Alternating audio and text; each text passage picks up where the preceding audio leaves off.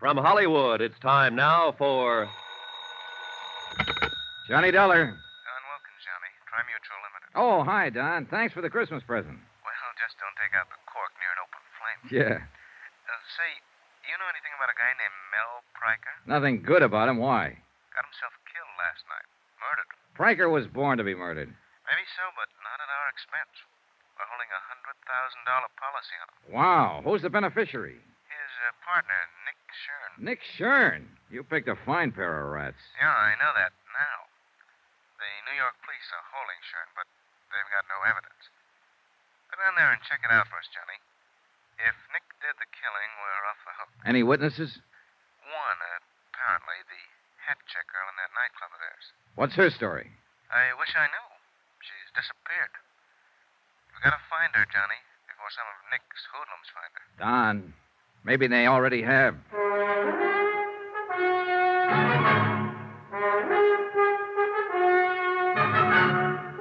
Tonight and every weekday night, Bob Bailey in the transcribed adventures of the man with the action-packed expense account, America's fabulous freelance insurance investigator. Yours truly, Johnny Dollar.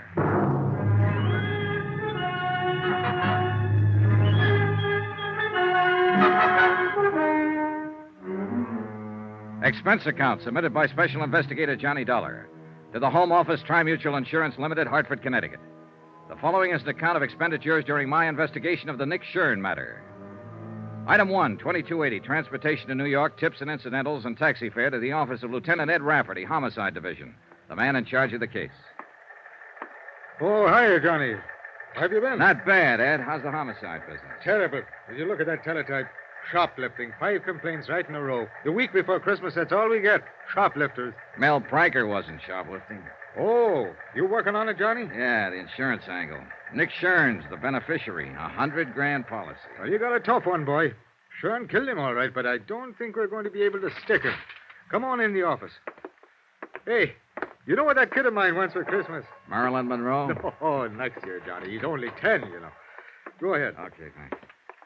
No, he wants a motorbike. Can you tie that? 10 years old, and he says he needs a motorbike. Have a chair. Okay. Well, look, I know a factory representative here who'll make you a good deal on one, Ed. Oh, now, forget it, Johnny. No, I was 14 before I even had a pair of roller skates. And then I had to buy them myself. Yeah, kids are spoiled today. That's the half of what's wrong with them. There's the file on the case. What little we've got. Okay. Uh-huh. Yeah, how'd it happen, Ed? You mean, how do I think it happened? That's good enough for me. Mel Priker and Nick Shurn were both in the rackets for years, as you probably know. Yeah, I've heard rumors. Well, a while back, they teamed up and opened a string of supper clubs. That's where Priker got it, in their main club, the Ches Colette. Strictly legitimate, huh? Well, more or less, I guess. They could afford to be. The dough they were making and arguing over, according to the word around. That's the reason for the killing, the way you see it. Sure. Nick figured if half was good, all the take would be twice as good. And the insurance on top of it. You're a fast one, Johnny. Anyhow, several people heard the shots about 2:30 in the morning, it was, right after the club closed, but none of them bothered to report it. The clean-up crew came in at 3 and found Priker's body. He was lying in his office, shot twice, gun on the floor beside him, no prints. It was his own gun, and it was kept there in his desk. Where was Nick Shurn? Well, we picked him up an hour later at another one of their clubs. The manager was with him, and, Benny Stark. Now, he used Benny. Yeah, I know. Trigger man for Nick's mob in the old days. 15 years overdue for hanging. That's our Benny. Anyhow, they both swear that Nick was there from 1:30 on. Uh-huh. What about a paraffin test, Ed? Positive, clear to the elbow, and you can throw it out the window. What do you mean? Earlier that evening, Nick spent 2 hours at a shooting gallery uptown firing a pistol. Ooh, smart, huh? He really planned for it. He really did. If without a witness, we haven't got a chance. I understand there was a witness. Some girl who was mixed up in it. Easy, Johnny. You're talking to a Rafferty. So the girl's Irish. Miss Kathleen O'Dare. Old country, back 3 generations. County Kildare. Then naturally she's as innocent as a newborn babe. Naturally. Then how does she figure? Well, a taxi driver who knows her said that he saw her leave the club 5 minutes after the shots. She denied it, said that she left at closing time. Well, now, in my book, she was lying. Scared to talk, huh? Paralyzed. And with plenty of reason. You know Shurn's reputation. Well, what about the cab driver? Now, I changed his story. He said it might have been some other girl he saw. Oh, no, don't tell me yet. Let me guess. That's right. His name's O'Toole. Yeah. And I forgot to mention that Kathleen's pretty. Naturally. Anyhow, I let her go. I had to. And when I went around to talk to her this morning, she'd flown the coop. Any chance some of Nick's boys grabbed her? I don't think so. It looked more like she came home, packed in a hurry, took her kid, and blew. Kid? 8-year-old daughter. Irish and a mother, too. I was on sacred ground. Oh, I was fingering me gun. No, seriously, Johnny. Would you find her? She may be able to break Nick's alibi, and it's our only chance. And it might be her only chance. Nick Shurn's not the boy to leave a loose end lying around. I know. I've got 30 men checking bus depots, airlines. And no luck, huh? In this mess at this time of year, I'm a hard-boiled cop, Johnny. I've got no Christmas spirit. I'm glad it only comes once per annum. Well, there's not very much to go on, that's for sure. I'll see what I can turn up, Ed. Check with you later. All right, that's fine. Oh, by the way, Johnny. Yeah? About that friend of yours. What friend? The guy with the motorbikes. How would I be getting in touch with him? Oh, yeah. His name's Ralph Sterner. He's in the phone book office in the Mackley building. Hard-boiled cop. Well, the kid's only young ones. Yeah, sure. Now, you find that O'Dare girl. Find her, keep her alive, and get her to talk. How long have I got to find her? What do you mean? Nick Shurn. How much longer can you hold him? Johnny, he was turned loose an hour ago. So that was it. A lot of maybes, a lot of questions, and a lot of pressure. A job to be done and done fast. Find one Kathleen O'Dare, former hat check girl at the Chez Colette. Keep Nick Shurn's hoodlums away from her, and persuade her to talk. And 3 to 1, Nick was looking for her, too. He was free now, on the loose. And he might be anywhere. Only the way it turned out, he wasn't just anywhere. He was in one particular place. Johnny, Parked right smack in front of the precinct station. over here, Johnny. He was sitting in the back seat of a sedan, and his trigger man, Benny Stark, was at the wheel. Been a long time, hasn't it, Johnny? About 5 years, as I remember it, Nick. It was that warehouse robbery over in Queens when you got away with $40,000 worth of furs. You've forgotten. I was acquitted on that one. Oh, yeah, I know. After they pulled the only witness out of the East River, his feet in a bucket of cement. Just coincidence. I never seen him before. You've seen Miss O'Dare before. Sure I have. She works for me. She's a good kid, Johnny. So I hear. Well, I wouldn't harm a hair on that girl's head. She'll be relieved when I tell her that. Get in. I want to talk to you. No. Sorry, Nick. I like it fine just the way it is. In the car, I'd be outnumbered. You got me all wrong, Johnny. I don't play that way anymore. What about Benny? Has he reformed, too? Well, if that's what... Benny, go take a walk. Yeah, boss, but... I said go take a walk. Okay.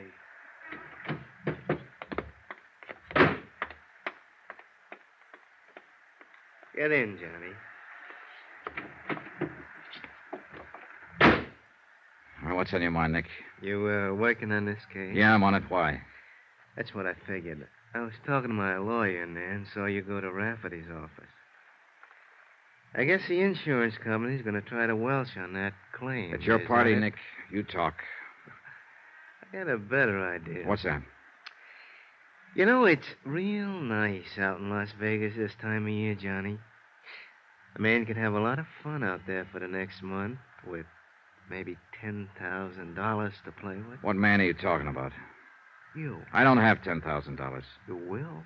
30 minutes from now, if you say the word. Oh, Nick, you're lucky we're not standing out there on the sidewalk. In a car seat, I haven't got room to swing. You're still a fool, huh? I don't know. Why don't you write me about it? You'll have plenty of time. Up there in the death cell.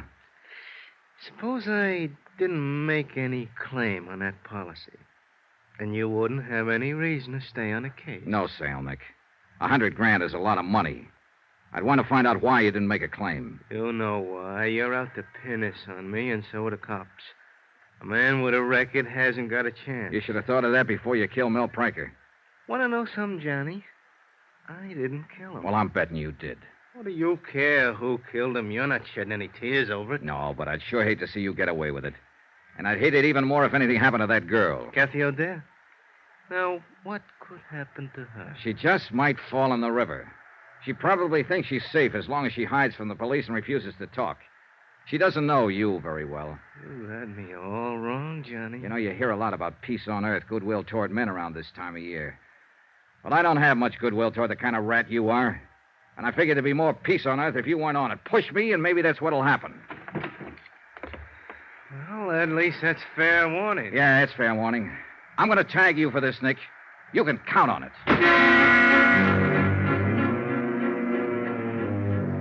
Expense account item 2, $2.40. Taxi to the East Side rooming house of Kathy O'Dare. I didn't have much hope of turning up anything. Ed Rafferty and his men had already been through the place inch by inch. But it was the only starting point I had. The landlady was out, and a uniformed policeman led me into Kathy's flat. I spent an hour and a half and got nowhere. I went through her mail, bills, advertisements, casual notes from men she'd met at the club. But nothing personal, not even a postcard. There were no pictures, photographs of Kathy or her daughter anywhere in the flat. She made a clean sweep, then left in a hurry. And obviously, she didn't mean to be found. But I had to find her, and fast. It was dusk when I left. The street lamps were on, and the colored Christmas lights in the windows along the block. Snow was falling in big, soft, gentle flakes, and there was a holiday feeling in the air. It was neither the time nor the setting for murder. Make contributions, son? Give a little something to help the poor? Oh, sure. How's it going this year, Santa? Oh, it's better than usual, but it just seems there's never enough to go around, no matter how... Well, bless you, son. Thank you kindly. Don't mention it. Good luck, Pop. Thank you, son.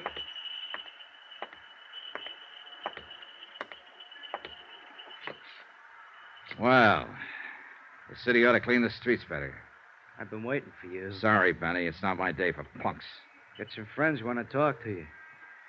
Start walking, Johnny, down the alley. It's dark down there. Start walking. This ain't just my hand in my pocket. It better be, Benny, with 2 cops standing up there on the porch watching. What are you talking about? There ain't no cops. I smashed him in the mouth and knocked him flat. Followed it up and kicked his gun. And All right. got it. He rolled over, came to his feet, and rushed me. I was hoping he would.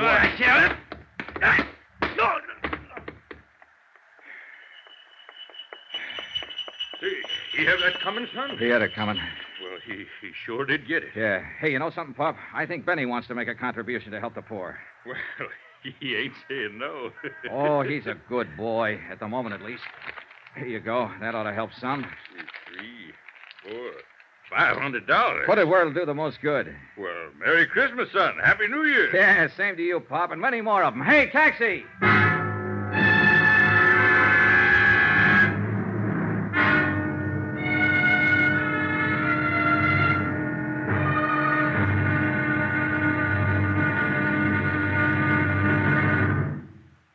There'll be another intriguing episode in our story of the Nick Shurn Matter tomorrow. Tomorrow, an old lady with a broken arm, a shivering girl, and bullets in the snow. Join us, won't you? Yours truly, Johnny Dollar.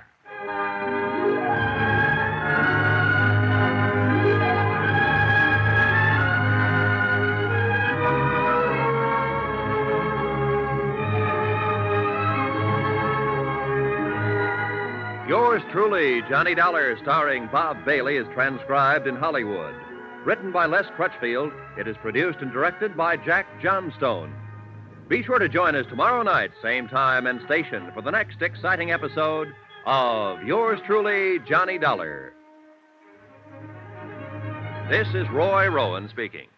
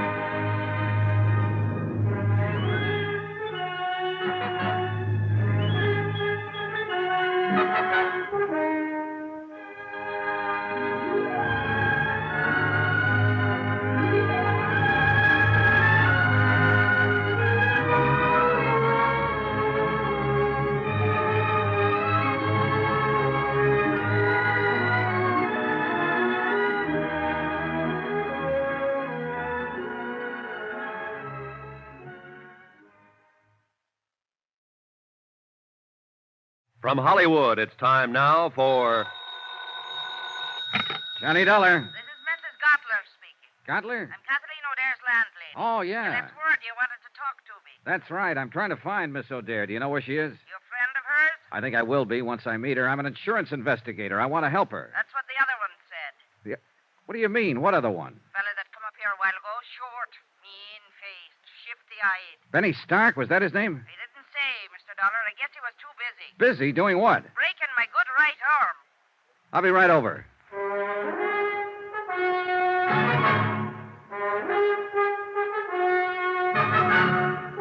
Tonight and every weekday night, Bob Bailey in the transcribed adventures of the man with the action-packed expense account, America's fabulous freelance insurance investigator. Yours truly, Johnny Dollar.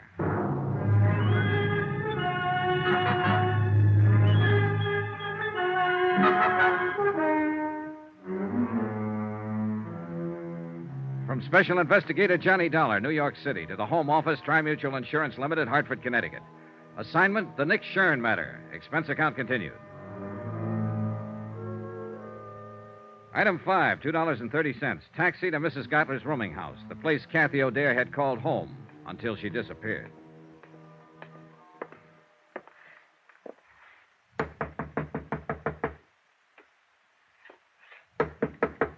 Come in. Get your hands up. Mrs. Gottler. That I, Well, look, I'm Johnny Dollar. I talked to you on the phone. It's all right. You can put that gun down. Well, I guess it's you all right. I'm sorry, Mr. Dollar, but I've only got one good arm left, and I'm aiming to keep it. Pull up a chair. Thanks. Oh, kind of rough boy, huh? I'd have showed him who was rough if I could have got a hold of my gun. I'd have blasted him, Christmas week or not. I'd have blasted him, Mr. Dollar. Yeah, I know how you feel. And me with all these presents to wrap. How can you wrap presents with one arm? Bad as being a paper hanger. Well, I'll be glad to help out, Mrs. Gottler. I won't guarantee what they'll look Well, like. now, I sure do appreciate it. And don't worry about their looks. I got to get them wrapped, that's all. Now, let's see now. This paper goes on that one. Oh, all right. It's a water muffler for my nephew over in Brooklyn. You know them terrible winters they have over there. Oh, yeah, they're frightful. Of course, it may be better this year. The Dodgers won the pennant. Nothing but luck. It won't happen next year. You never know. Hey, tell me something, Mrs. Gottler. How come Benny worked you over? Why did he break your arm? Here. Stick this card on it as soon as you get the ribbon tied. Oh, okay. No time of year like Christmas, Well, he wanted to know where Kathy went. When I said I didn't know, he jumped onto me. Said I was lying. If I could have got hold of that gun... Where did she go, by the way? You aiming to break my other arm, Mr. Dollar? With all these packages to wrap? Here, hold your finger on that knot. Tie it tight now. Them postmen in Brooklyn are always busting things open. I know. There. Well, that's one down. Where did you say she went? Oh, I didn't. No, this one I'll deliver myself, so it don't need to be wrapped so careful. All righty. Kathy lit out of here in the middle of the night. You think I'd sit up 24 hours a day spying on my roomers? You might, if the roomer happened to be one of your special favorites. Who told you that? What's the difference? She was, wasn't she? Kathy was everybody's favorite. Anybody that ever met her. Oh, you'll meet them as make remarks about a girl that works in a nightclub. But I'll tell you one thing, Mr. Dollar. Kathleen O'Dare is as fine a lady as you'd ever care to find. And I would care to find her. Well, good luck to you, then. And if you do, let me know where she is. You helped her pack, didn't you? Now, how did you know that? Here. That's about as good as I can get it. Be careful when you deliver it, though. It's not tied very tight. I didn't know, Mrs. Gottler. I was guessing, but it figured. Kathy was scared half to death when she packed up and left here. All she had on her mind was to run and hide. She wouldn't have thought of stripping that flat, taking out every bit of personal identification. Somebody had to help her. Now, where'd she go? I don't know. Look, you don't get the idea. I'm on her side. She's up against a rough deal and doesn't even know it. You've had a sample of the way those boys play, and that was only a sample. With Kathy, it'll be a whole lot worse. They're looking for her, and sooner or later they'll find her. Her only chance is for me to get to her first, so you... I'm not lying, Mr. Dollar. I don't know where she went, and that's the truth to help me. I tried to get her to tell me, but she wouldn't. She said if I knew it would be dangerous for me. I helped her pack, yes, but I don't know where she was going. Well, that's sad, I guess. I don't know where to turn next. She apparently didn't have any other close friends. I don't even know what she looks like. I've never even seen a picture of her. I was hoping you Well, if that'll do you any good, I've got one right here in my sewing basket. One what? A picture. What did you think? She gave it to me about a year ago. But she'd never had many taken, but here it is. Thanks. Real pretty girl, don't you think so? Yeah, she's lovely. Well, at least I'll be able to When was this taken, Mrs. Gottler? Now, how should I know? 3 or 4 years ago, I guess, before she came here to the city. This photographer's address, the name of the town, is that where she came from? Branbury, Michigan? Why, yes, that's her hometown, Branbury. I'd forgotten the name of it. And she was just talking about it a week or so ago. She wanted to go home for Christmas, but she said she couldn't see. Mr. Dollar, do you think she might? Maybe. It's the most likely place a scared girl would run to, home. Anyway, it's worth a chance. Mrs. Gottler, I love you. Why, Mr. Dollar. Why, Mr. Dollar. Expense account item 6, $88.35. Hotel and incidentals in New York and transportation to Branbury, Michigan. Branbury turned out to be a lumber village, half hidden among the pine-covered hills. It was a little bigger than a wide spot in the road, but not much bigger. A foot of new snow had fallen within the past 24 hours. A fluffy white blanket lay softly on the trees and the housetops and filled the deep hollows in the frozen ground. Men in bright red flannel shirts drove horse-drawn logging sleds through the forest trails, and their shouts sounded sharp and clear, a crystalline tinkle in the icy air. Branbury looked like the place where Christmas was invented. It was beautiful. And very quiet when it came to putting out information. I found it out first when I tried the local telephone operator. Number, please. I just checked in here at the hotel, operator. There doesn't seem to be a phone book, so... People steal them, that's why. Traveling people going through. Oh, souvenir hunters, I suppose. How's that? Look, I wanted to call the O'Dares. Could you It's put... not O'Dare's. There ain't but one. That's old Mike. Oh, and that's the one I want to call. Would you mind ringing him? Won't do no good. He ain't there. He's slabbing up at number 4 mill today. Well, actually, it's his daughter I want to talk to. Daughter? Yeah, that's right, Kathleen. Do you know her? Just growed up with her's all. Oh, well, would you You mind... a friend of hers? No, I've never met her, Where but you from? I came here from New York, What's but your name? Johnny Dollar. Now, would you please ring She don't Kathleen live and... here. She lives in New York City. I know where she lives. And what give you the idea she'd be up here? I'm psychic. You're what? Look, where can I get in touch with her? I wouldn't know anything about it, Mr. Dollar, and I can't give out that kind of information. You better go on back to New York and write her a letter. Let me talk to your supervisor. Supervisor? Well, I'm all there is, so I guess that's me. Start talking. Forget it. You're welcome. I got the same kind of runaround from the hotel proprietor. As soon as I mentioned Kathy, he suddenly forgot his own name, age, and the time of day. One thing's sure, this town took care of its own. I wondered if the law in Branbury would take the same attitude. I decided I'd better go find out.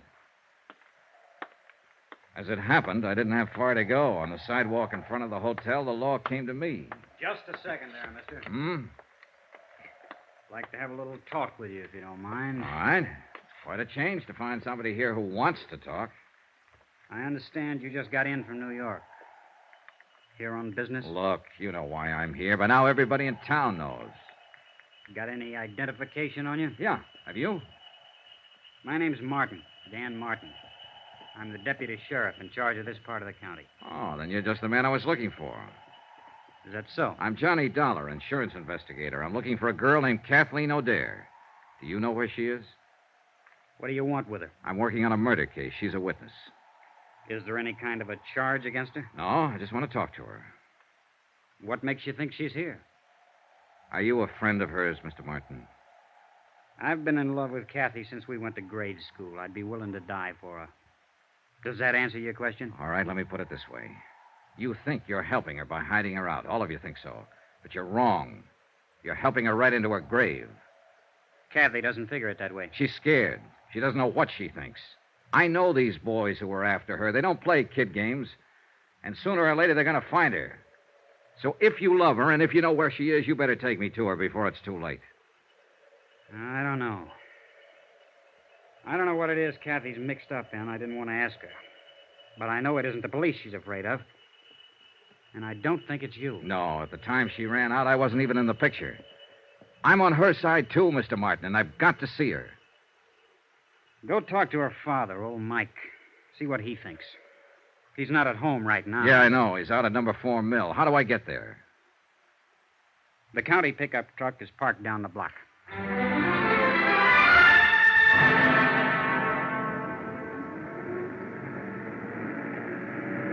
The tire chains bit into the packed snow and pushed the 4 miles of logging road behind us.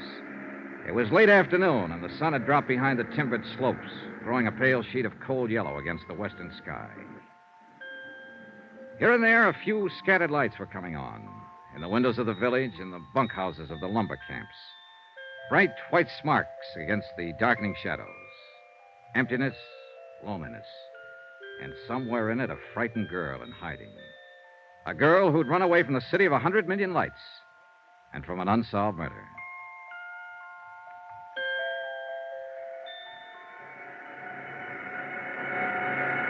Mike O'Dare was winding up a job working at the big slabbing saw, and I stood by and waited for him to finish.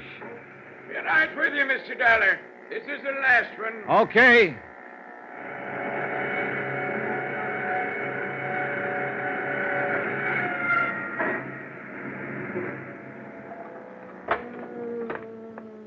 Well, that's the last of it now till after Christmas. Yeah, I'm sorry to keep you waiting. That's all right, Mr. O'Dare. My name is Johnny. Never mind. I know all about you. Dan Martin phoned. Said you was on your way out. Mr. Dollar, the answer is no. I see. I've thought it over since Dan called. Before I'd have anything happen to Kathy, I'd rather see 10 murderers going home. Now, look, hiding out won't help. As long as Nick Shurn is free, Kathy's in danger. He can't hurt her if he can't find her. I found her, Mr. O'Dare. Just by luck. There's not one chance in a million of... Sounds like a car. Ooh, the tarnation would drive out here this time of the evening. We walked over to the big doors. The car had stopped about 20 yards away. A man got out and turned toward us. I was standing under the dock light, so he recognized me before I got a good look at him. He jumped back in the car and went for his gun. Benny Stark. Get back, Mr. O'Dare. It was too dark to get a decent shot. I tried once more and missed, and the car disappeared behind the trees. Mr. Dollar, who was it? Was that one of them? That's right, Mike. They found her.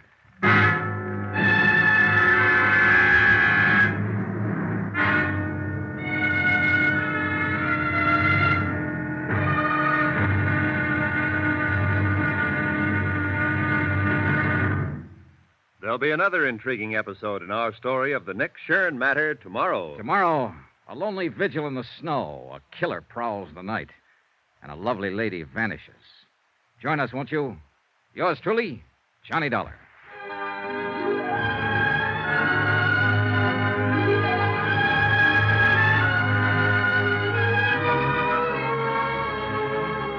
Yours truly, Johnny Dollar, starring Bob Bailey, is transcribed in Hollywood. Written by Les Crutchfield, it is produced and directed by Jack Johnstone. Be sure to join us tomorrow night, same time and station, for the next exciting episode of Yours truly, Johnny Dollar. This is Roy Rowan speaking.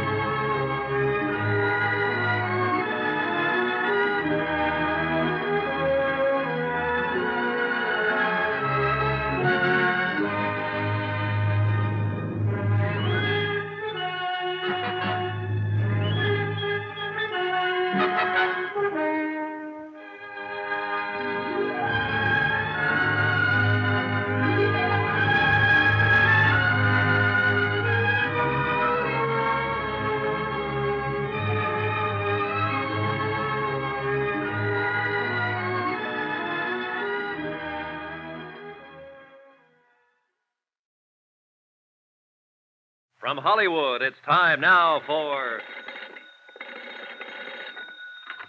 Johnny Dollar.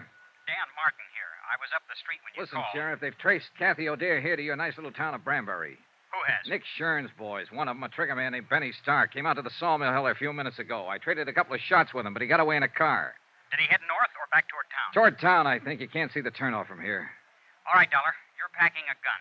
Will you take the pickup truck and block that turnoff? Hold it until I can get somebody out there to relieve you? Right. How many deputies you got? Deputies? Uh-oh. What about volunteers? Is this Benny Stark the man Kathy's afraid of? He's one of them. Then I'll have volunteers.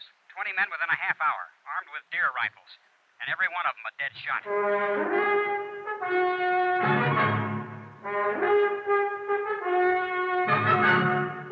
Tonight and every weekday night, Bob Bailey in the transcribed adventures of the man with the action-packed expense account, America's fabulous freelance insurance investigator. Yours truly, Johnny Dollar.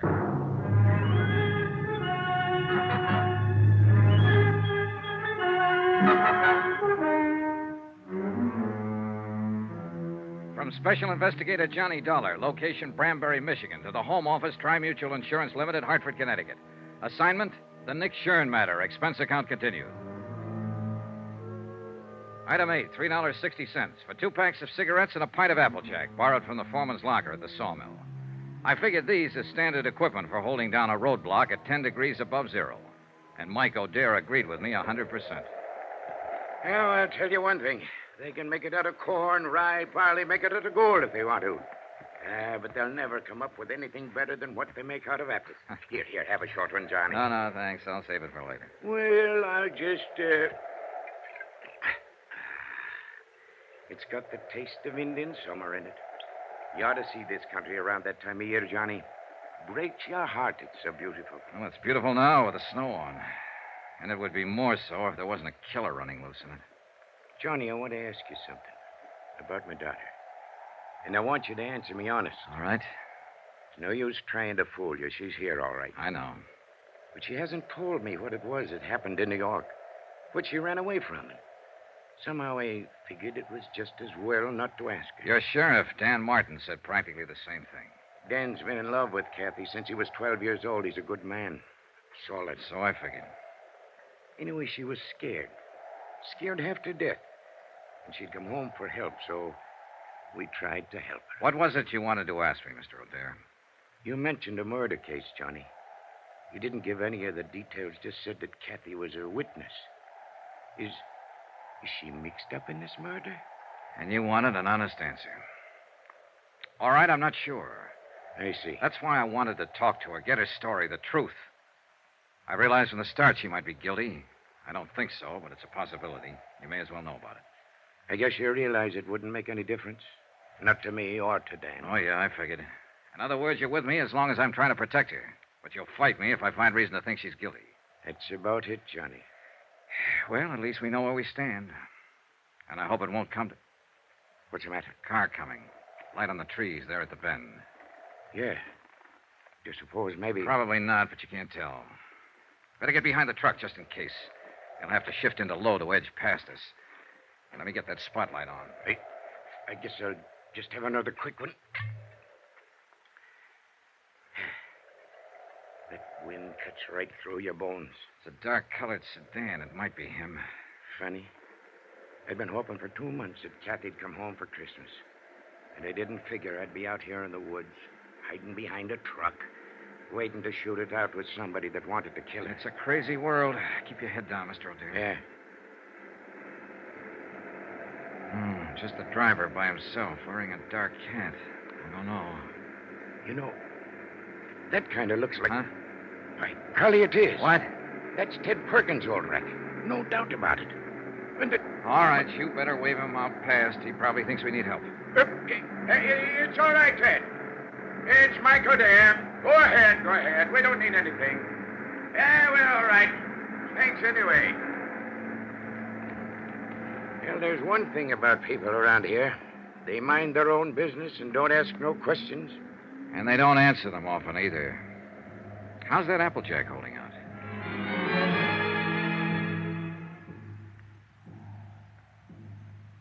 Two long hours went past. Only 3 cars came out from the village. And each time a long moment of tension while we waited to identify the occupants. But all of them were townspeople. Benny didn't show. One truck came down the logging road from the back hills loaded with dwarf spruce and fir. Peace on earth, goodwill toward men. We were waiting for an assassin, but the truck only carried Christmas trees. The night was crystal clear with bright stars hanging low in the blackness, but it kept turning colder and colder. Until even the Applejack didn't help much. And the wind, too, changed gradually and blew fitful and gusty and strange. It's going to storm. Come a blizzard, maybe. Not tonight. Tomorrow sometime or tomorrow night. I know this country. Know the signs. There's an odd feeling in the air, all right. There's an even odor one in my leg. Log rolled over on it pretty near 6 years ago. Bothers me some in the winter. It's a lot worse, though, right before a storm. Well, that's kind of a handy thing to have. Well, that's one way of looking at it, I guess. Like one time when Kathy was little. When her ma was still alive. God rest her soul. We had a big measles epidemic here in Branbury, and every night Kathy used to add a line to her prayers. She'd say, "And please let me catch the measles so I can stay out of school like the other kids." Now she's wanted as a witness in a murder case. And somebody's prowling out there in the dark trying to find her and kill her. Little Kathy, who never harmed anybody in her whole life. Some things just don't make sense, Johnny. Some things never have. There was another time once when men like Benny were prowling in the dark, trying to find a little child and kill him. And he hadn't harmed anybody either. That was nearly 2,000 years ago. Yeah, so it was. I like you, Johnny. Kathy will like you, too, and little Jill. Oh, now there's a pair for you. That kid looks more like her mother did at her age. Another car coming, Mr. O'Dare. Yeah, so there is. And this just might be the one. Maybe. I sure wish that Applejack hadn't run out.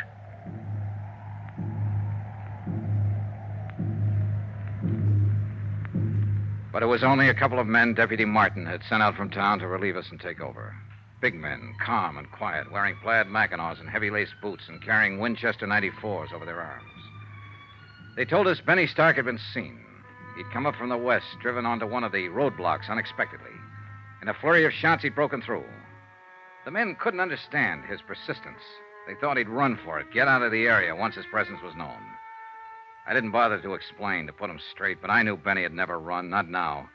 He was a trigger man, a professional killer with a reputation at stake. And he had his orders to silence Kathy O'Dare.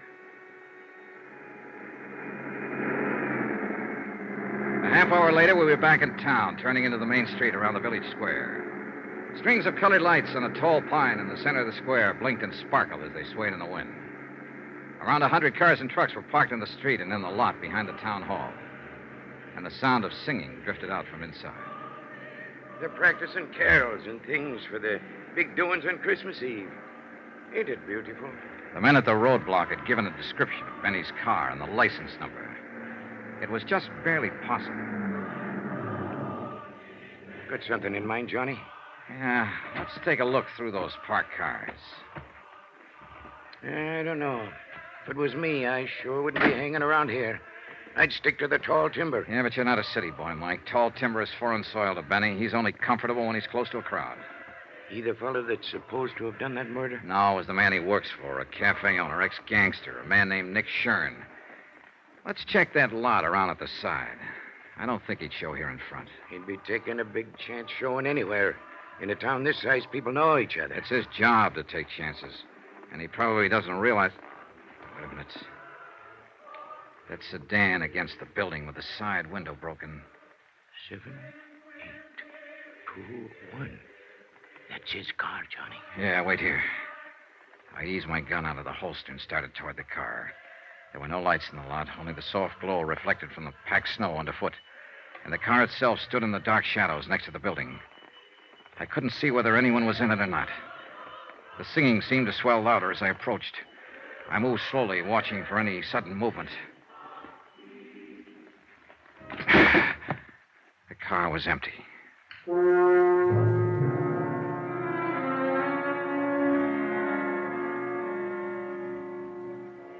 It was time, past time, to talk to Kathy O'Dare. And with the pressure tightening, the danger close to home now, her father was ready to take me to her. We drove over to Dan Martin's house, where it turned out Kathy and her daughter were staying. Dan's mother had been looking after her. Dan was there when we arrived, busy on the phone. Yeah, I know the car all right. The one Jed bought last spring down in Bay City. 7392. Where was it parked? All right, keep an eye out, Charlie. So long. Benny Stark has stole himself another car. Huh? Took Jed Wharton's station wagon. Well, what for? That was a better one he had. Charlie says the steering gear was sprung. I guess it happened when he crashed that roadblock. Well, how's Kathy and the young'un? Oh, fine. They're asleep upstairs. Mom's next door helping Mrs. Barton stuff a turkey. Johnny, you figure it could wait till morning. I'm sorry, Mr. O'Dare. I've got to talk to her tonight. All right. I'll go wake her up.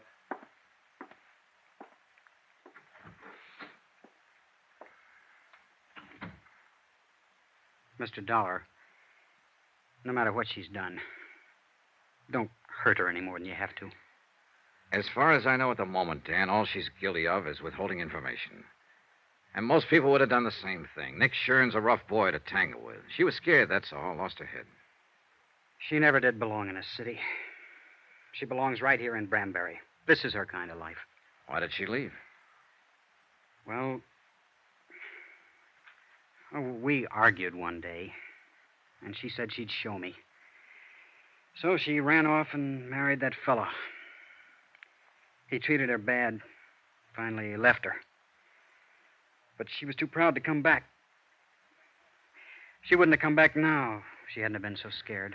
Well, maybe it'll work out now. She ought to stay.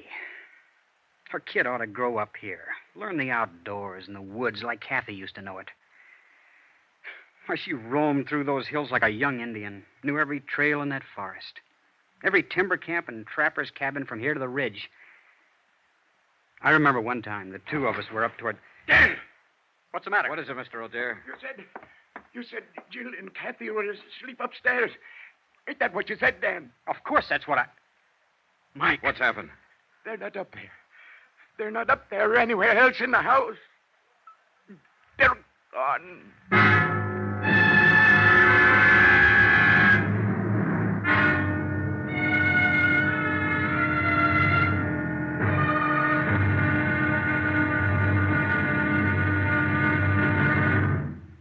There'll be another intriguing episode in our story of the Nick Shurn Matter tomorrow. Tomorrow, a little girl who believes in Santa Claus, a big girl who believes in very little, and both of them facing death. Join us, won't you? Yours truly, Johnny Dollar.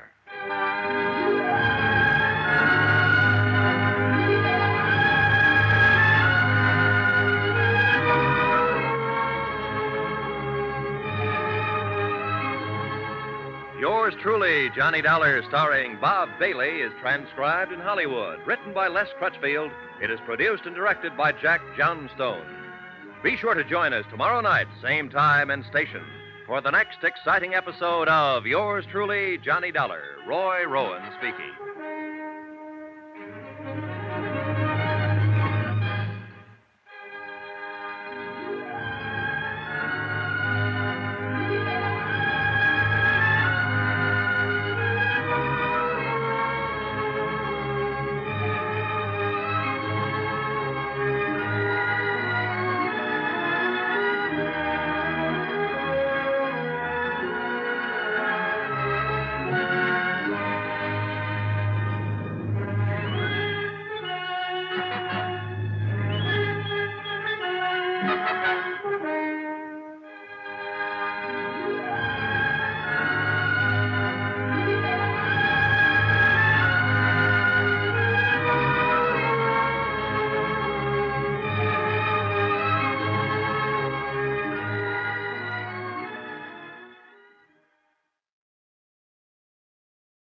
From Hollywood, it's time now for...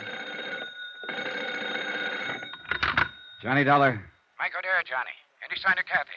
No, the boys at the highway turnoff haven't seen her or Benny, either one. Not a soul out that way in the last hour. What about there at the sawmill? Nothing, Mike. No fresh tracks on the logging road, no sign of her. And the worst thing is it's starting to snow again. Yeah, here in town, too. Dan Martin just phoned. No luck. She hasn't shown up at any of the roadblocks. She's around somewhere, and we've got to find her. We will, Mike. And it's got to be fast, Johnny. There's a blizzard coming up, and that gunman Benny Stark is around, too. Maybe he's already found her. Maybe he even took her from the house, her and Jill both. Maybe she didn't get scared and run. Maybe it was him. Maybe he sneaked Mike, in and... stop it. That kind of thinking's not going to help any. Well, what is going to help? I don't know, but I've got a half-baked idea, and I may be right. Stay there at the house. I'm coming back to pick you up. And one thing you can do while you're waiting. What, Johnny? Pray.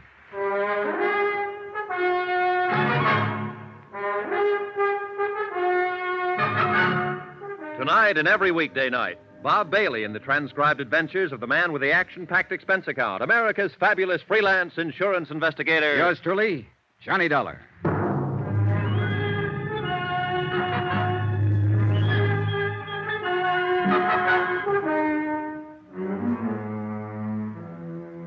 From Special Investigator Johnny Dollar, location Branbury, Michigan, to the Home Office, Tri-Mutual Insurance Limited, Hartford, Connecticut.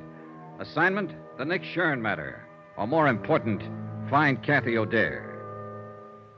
Item 12 on expense account, $4.90. A tank full of gas for the county pickup I'd borrowed from Deputy Sheriff Dan Martin. The falling snow was thickening now, and the wind was rising and steadying in the northwest. The night had all the makings of a blizzard. And wherever Kathy and her daughter had gone, we had to find them before it hit.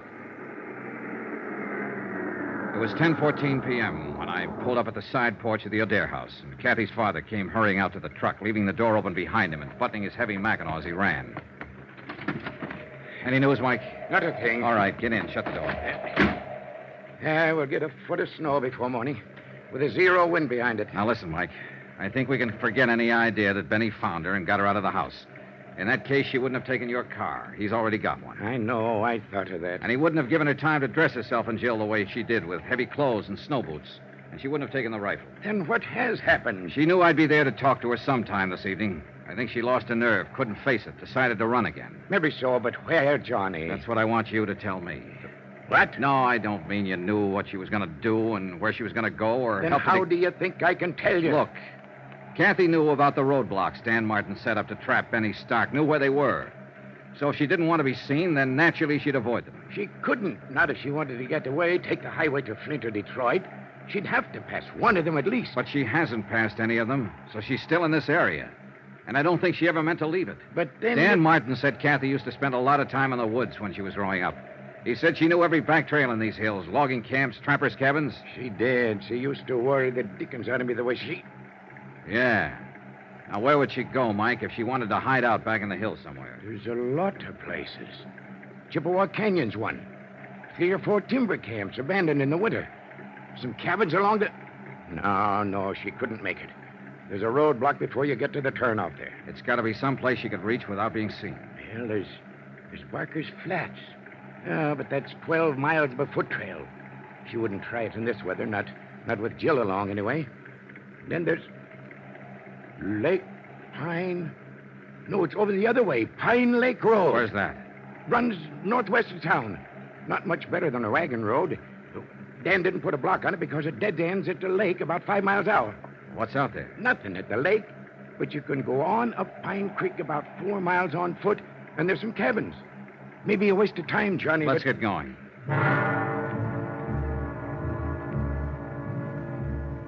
Expense account, item 13, $6.90. 1 dry cell electric lantern, an extra pair of batteries picked up at the Branbury Hardware Company on the way through town.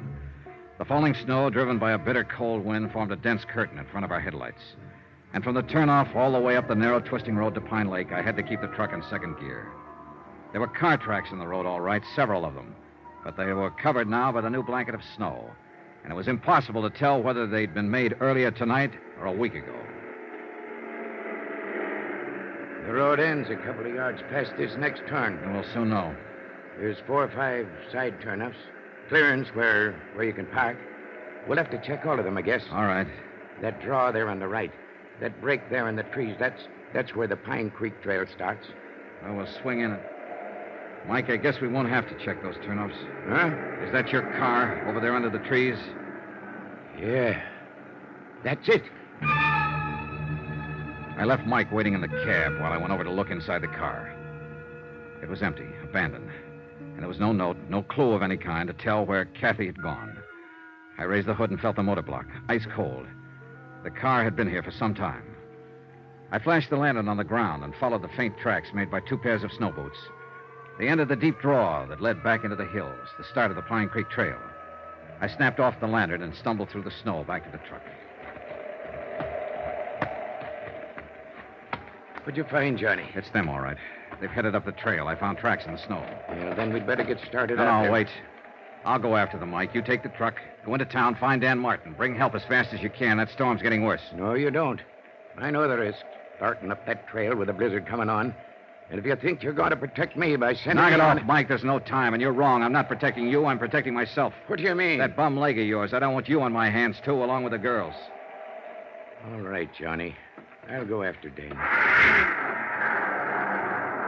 And hurry, Mike. I'm depending on you. Yeah. Good luck, Johnny. See you, Mike.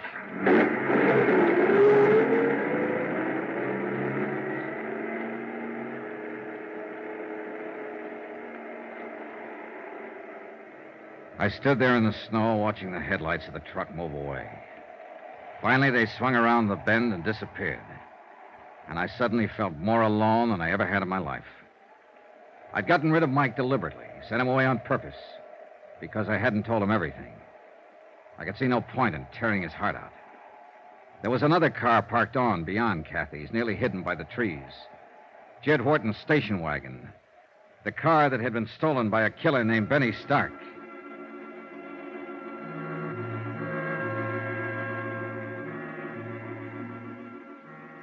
It took me half an hour to cover the first mile, and the storm kept getting worse. The beam of the lantern penetrated a bare 30 feet ahead of me before it was smothered out in the white blackness of the night. After a few hundred yards, the tracks I was trying to follow had nearly disappeared, snowed over and blotted out. I gave up looking for them and stuck to old Mike's description of the trail, following the left bank of the frozen creek. The drifts were deeper down along the creek bottoms, and the going was rougher. But I didn't dare leave it to look for better footing. It was my only landmark. The trail itself was buried. And any man who lost his way tonight and wandered off into one of those side gullies would wander straight to his death.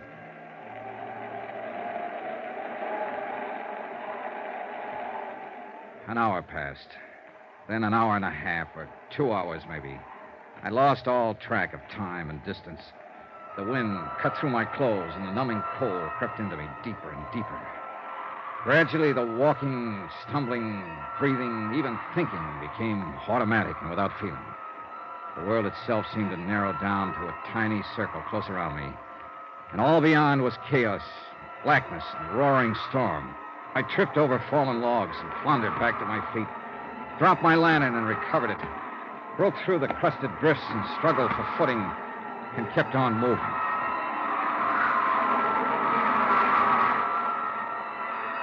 In the weird nightmare of the blizzard, I could hardly recognize reality when I came face to face with it.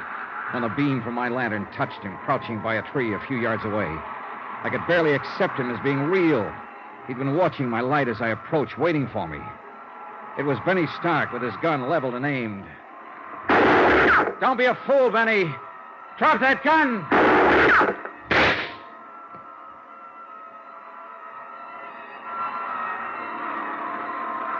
A curtain of snow swept between us then, blotting out the sight of him, and I was grateful. I turned and stumbled on into the storm, moving in pitch darkness now, except for the ghostly glow from the snow-covered ground. The second shot had smashed my lantern. I had nothing left to go by but instinct and luck, and they weren't enough. Within 15 minutes, I was hopelessly lost.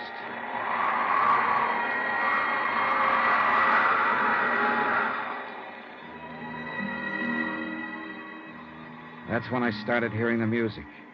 Miles from no place where there couldn't be any music, except inside my head. The cold and fatigue were finally doing their work. I knew the signs. The next step was to start wandering in circles, smaller and smaller ones, and the last step, to drop exhausted and go peacefully to sleep. Peacefully and permanently. But the sound kept growing louder, and I moved in the direction it seemed to be coming from. It couldn't be just illusions. It had to be real. Hello! Hello there! Then suddenly, only a few yards away, a brilliant blaze of light exploded from the darkness. And it seemed that a golden-haired girl was standing in the middle of it. And for a moment, my sanity tottered. Who's out there? My golden vision was wearing blue jeans and a flannel shirt and was holding a rifle. She looked exactly like the photograph I'd seen of Kathy O'Dare. And the blaze of light came from an open cabin door. Who is it? Speak up or I'll shoot. Oh, thank heaven. Hold it, Miss Dare. It's Johnny Dollar.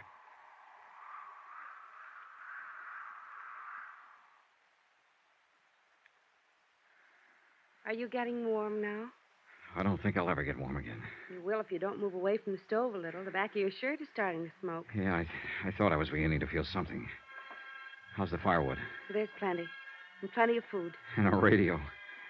If I hadn't heard that music, I'd have blundered right on past this cabin. Oh, we've got everything. We can hold out for a month if we have to. And I hope we have to. What about your daughter? Is she all right? Sure. She's fine. It's a picnic for her. A camping trip. She's sound asleep back there in the lean-to. Dreaming about Santa Claus, I suppose. I wish I could. How did you find me, Mr. Dollar? Oh, hunch. Guesswork.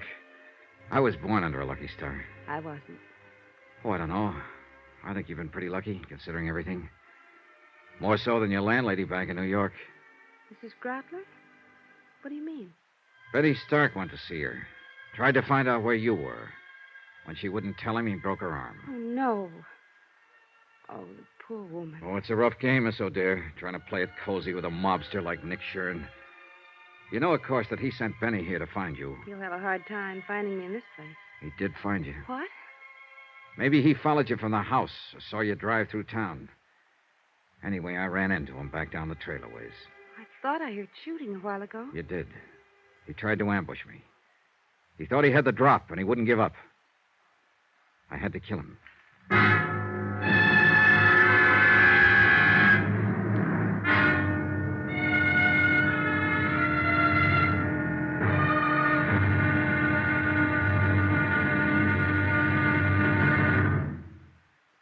There'll be another intriguing episode in our story of the Nick Shurn Matter tomorrow. Tomorrow, the showdown.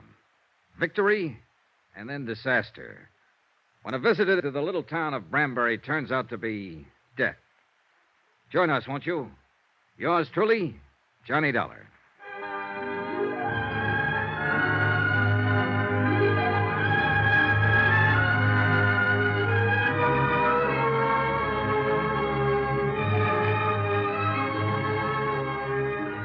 Yours truly, Johnny Dollar, starring Bob Bailey, is transcribed in Hollywood. Written by Les Crutchfield, it is produced and directed by Jack Johnstone. Be sure to join us tomorrow night, same time and station, for the next exciting episode of Yours truly, Johnny Dollar. This is Roy Rowan speaking.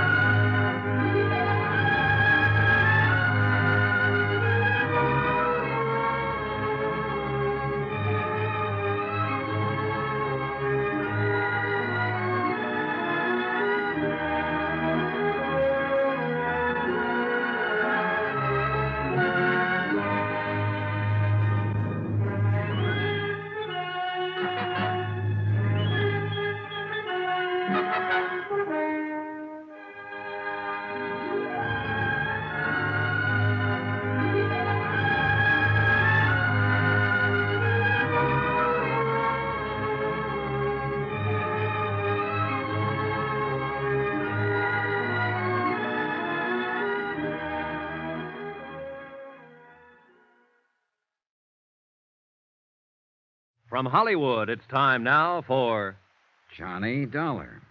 Johnny Dollar? Spell it. JOHNNYDOLLAR.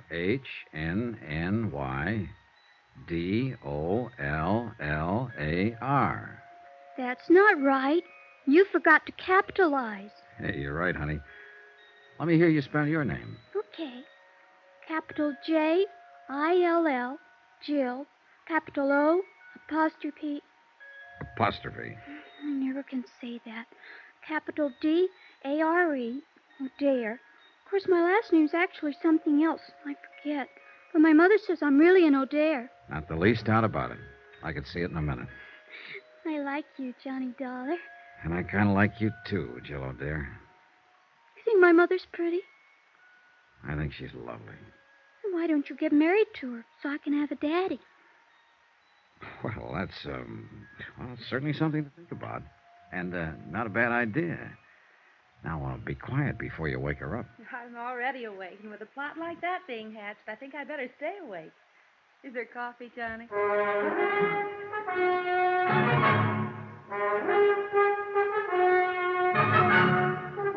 Tonight and every weekday night, Bob Bailey in the transcribed adventures of the man with the action-packed expense account, America's fabulous freelance insurance investigator. Yours truly, Johnny Dollar.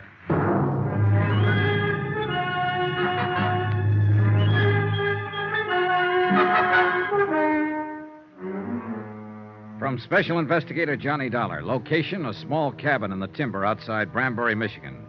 To the Home Office, Tri-Mutual Insurance Limited, Hartford, Connecticut. Assignment, the Nick Shurn Matter. Expense account, final page. Item 15, $1 million for a certain feeling. I realize, of course, that the amount of this item is somewhat unusual and may be cause for mild criticism by your accounting department, unless the accompanying report includes an adequate and detailed explanation. Therefore, to avoid unnecessary correspondence and delay, I am attaching said explanation herewith. Here's your coffee, Kathy. Thanks. How long did I sleep, Johnny? Oh, a couple of hours. It's around 4 in the morning. The storm hasn't let up at all, has it? Oh, it's worse, if anything. Jill, honey, it's 4 o'clock in the morning and your eyes are just about to fall out. Now, you go back there and go to sleep. Do I have to, Mommy? You have to. Run along now. Mr. Johnny Dollar and me were having a lot of fun till you woke up. Well, that's life, sweetie. Night now. Good night, Jill. Good night. Proud of her? I'm crazy about her. That's what you mean. She's a great little girl. She's the only thing I ever did in my whole life that turned out right. That bad, huh? Johnny, it's no good. I know why you're here. I know what you expect from me, and the answer's no. You're jumping the gun. I haven't asked you anything. You will. You haven't done all this for nothing. You're going to ask me to come back to New York and testify against Nick Shurn. I might ask you to tell the truth. Is that just another way of wording it? I didn't see anything, hear anything. I don't know anything about it, and I have nothing to say. So Nick Shurn gets away with another murder. I wouldn't know anything about that. And sooner or later, of course, he'll kill you, too. He sent Benny Stark out to do it, and Benny missed. But he's got other boys, or he might even handle the job himself. Why? By now he ought to know that I'm not going to tell. But there's always that chance you might change your mind. And Nick's a gambler, but he likes the odds on his side. He doesn't take chances. Whenever he can, he stacks the deck. I wish I could help you, Johnny. But I don't know anything about it. I left before it happened. How long have you worked for Nick Shurn? Known him? 2 years. I'm not wide-eyed about him, Johnny. I've heard what he's been, what he may even still be, a gangster, hoodlum, racketeer, but that's none of my business. The club was legitimate, and my job there was on the level, and he never got out of line once. And no doubt he's always been kind to his mother and loves dogs and children. I wouldn't know, except children.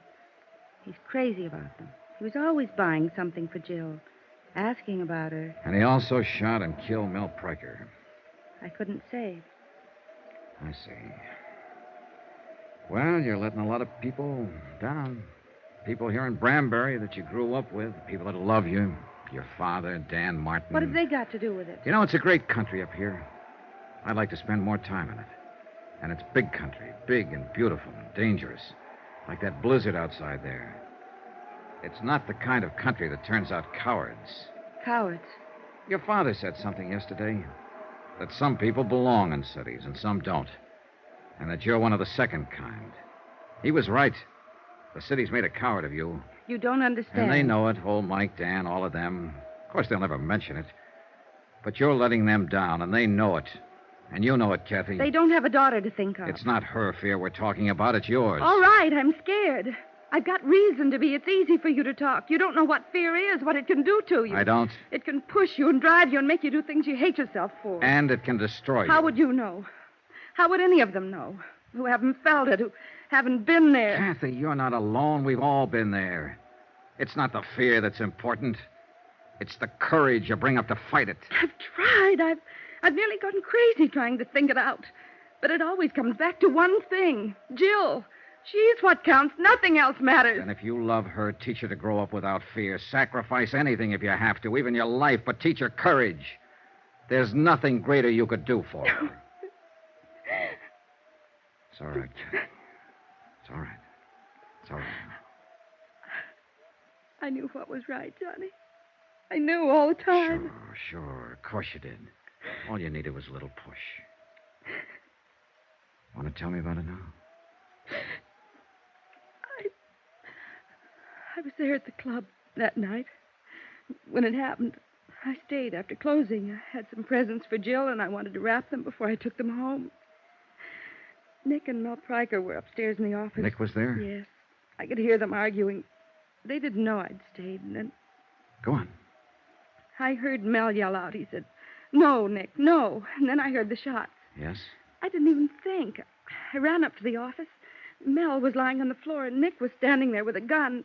He told me to get out and to keep quiet if I wanted to keep on living. That's it, huh? Yes. Will you make a statement to the police, testify at the trial? Yes. Oh, good. Will you help me, Johnny? Will you stand by me? You know I will. You've got to, because I'm scared. I'll be scared all the way, but I'll do it if you'll help me. I'll help you, Kathy, all the way. Why don't you curl up here and get some sleep? Come on. Maybe now I can sleep. It's going to be all right. Thanks, Johnny, for giving me the push. Oh, sure, honey. You know something, Johnny? I'm with Jill. I like you, too. She went to sleep with her face against my chest. And after a while, little Jill came tiptoeing in and curled up on the other side. And I sat there holding them both, thinking and waiting for the dawn. So that's what I mean about $1 million feeling. True, it wasn't my little girl, or my big girl either. But for the moment at least, well, that item still goes. I'll still tag that feeling at $1 million. And I was sorry when the storm was over and a rescue party came out from town. Because I felt I'd had one moment in a lifetime that I'd never find again. Good King Wenceslas looked down on the feast of Stephen when the snow lay round about. The big event of the year in Branbury was the Christmas Eve show in the town hall. There was music and a pageant and singing, and everybody took part in it, from the youngest kid in town to the toughest old grizzled lumberjack from the back hills. Jill was in the children's chorus, and old Mike was to operate the spotlight, so they went on ahead. I took Kathy. And since she wasn't quite ready to face people yet, we made a point of getting there late. I didn't care when we got there, as long as I was with her. We slipped in quietly and took seats at the back of the room. The string group from the high school orchestra was playing, and no one noticed us. Not even old Mike, Kathy's father, who was working the spotlights. I hope Jill does all right. She hasn't had any time to practice with Oh, them. she'll do all right.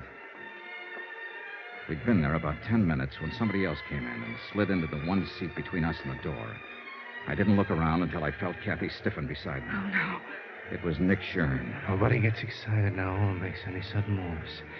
We just sit here quiet like. He slid his hand over to feel inside my coat under my arm. Now packing around, huh? Perfect. I'd left my gun at Kathy's house. Old Mike had been dubious about it, but with Benny dead, I'd seen no reason to carry it. And after all, it was Christmas Eve.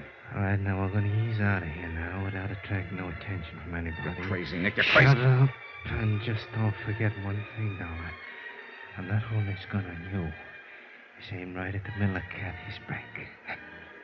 Let's go. Johnny. No choice, Kathy. Come on. The back of the room was dark. Nobody paid any attention. Somebody was always leaving or coming back in.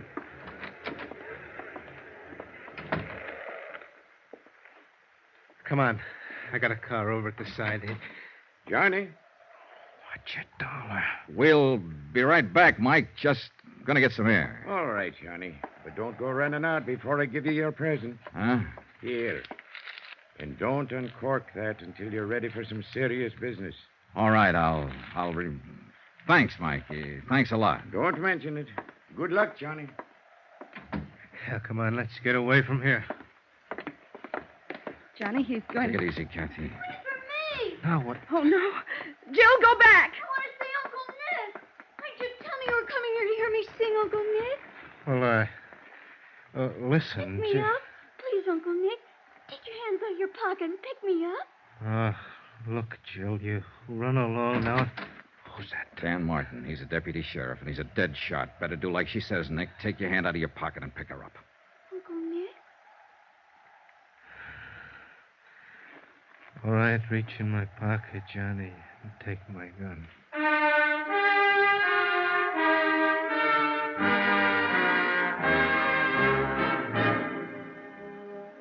Later, Kathy and I walked around outside. We could still hear the children's chorus singing inside. Jill saved our lives tonight. No, she saved Nick's life. What do you mean? That present your father gave me, up there at the spotlights. He could see what was happening, and he thought real fast. That present was a gun. Then you... I had Nick covered from the time we stepped off the porch. I'm glad he didn't move. I'm glad it happened like it did. Yeah, so am I. I thought we'd never see those stars up there again. You kept hold of yourself, Kathy. You showed a lot of courage. No. But maybe I can learn to show it. I was just thinking, Johnny, looking at the stars up there. There was fear in the world then. 2,000 years ago. And he had courage.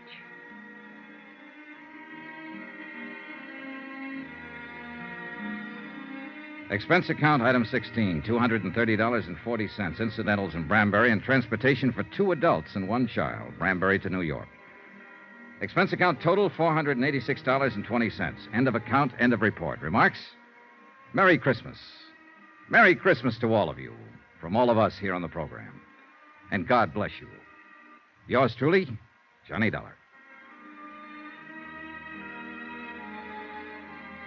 Yours truly, Johnny Dollar, starring Bob Bailey, is transcribed in Hollywood. Written by Les Crutchfield, it is produced and directed by Jack Johnstone. Heard in this week's cast were Virginia Gregg, Peggy Weber, Don Diamond, Ben Wright, Jack Crucian, Barney Phillips, Sam Edwards, and Ken Christie. Musical supervision by Amerigo Marino. Be sure to join us on Monday night, same time and station, for another exciting story of yours truly, Johnny Dollar. Roy Rowan speaking.